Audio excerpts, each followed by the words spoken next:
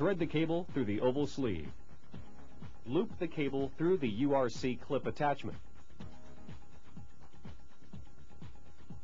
Insert the cable in through the other side of the copper oval sleeve and hand tighten the cable to remove slack.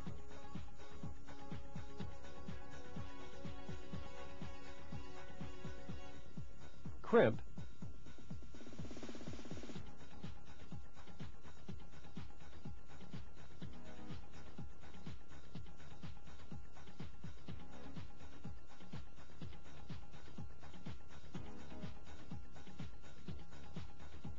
Trim off the excess cable with C7 Felco cable cutter.